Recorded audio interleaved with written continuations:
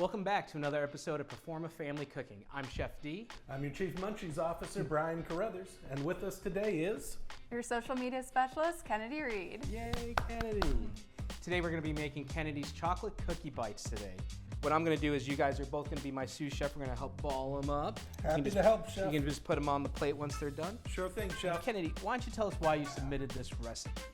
All right, well, first of all, they're really, really good, but I don't know, Chef. One fell on the floor. it originated with my grandpa. It was his recipe, and it was one of my favorites. So every time I would come home from college, he would always have a big batch of these waiting for me, and I would take them home back to UF, and they wouldn't last long between me and my friends. Or making them. Maybe Grandpa ate a few while he did them too. That's You easy can to see. believe, Kennedy. They're just that good. So what these were chocolate cream sandwich cookies that you put in a food processor. You pulse them until they smooth out. Then you add some cream cheese to them, and you'll see as you blend them, they become like an actual dough ball.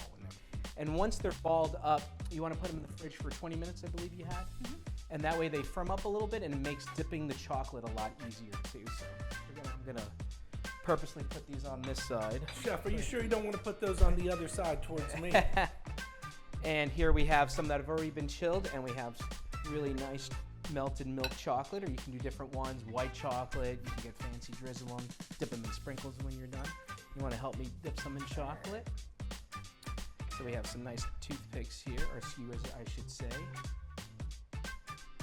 Now, this is a nice silicone baking mat. You don't have to go that crazy. Go ahead, go for it. You really want them to, you don't want what we call in the cooking world feet.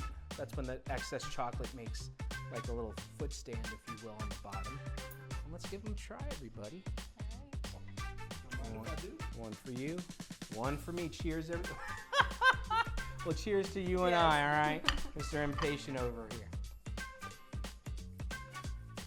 Grandpa definitely knew what he was doing. Well, guys, we hope you enjoy this recipe, and if you make it at home, don't forget to chef it up.